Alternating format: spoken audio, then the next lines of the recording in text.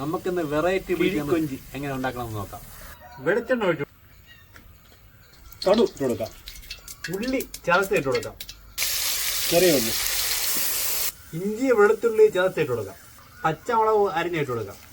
കരിവേപ്പില ഇട്ട് കൊടുക്കാം. ചതുരപ്പേർ ഇട്ട് കൊടുക്കാം. ഉപ്പിട്ട് കൊടുക്കാം. കൊഞ്ച് നമുക്ക് ഇട്ട് കൊടുക്കാം. കുരുമുളക് പൊടി ഇട്ട് കൊടുക്കാം. മഞ്ഞപ്പൊടി ഇട്ട് കൊടുക്കാം. അടച്ചു വെച്ച് വേവിക്കാം. തേങ്ങ, കുറച്ച് മുളക് പൊടി, മസാല ഇതെല്ലാം കൂടെ നമുക്ക് മിക്സ് ചെയ്ത് കൊടുക്കാം. നമുക്ക് ഇതിലോട്ട് ഇട്ട് കൊടുക്കാം. തേങ്ങ ഒരു 5 മിനിറ്റ് ഇതുപോലെ അടച്ചിട്ട് വേവിക്കാം.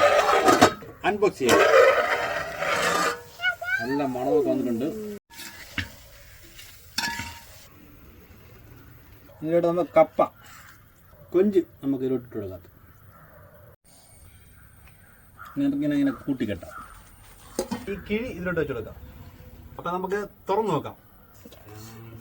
നല്ല മണമൊക്കെ വന്നിട്ടുണ്ട്. ഇങ്ങനെ എടുക്കണം. തികച്ചും രുചികരമായിട്ടുള്ള ഒരു ടേസ്റ്റ്, പൊളി സാധനം.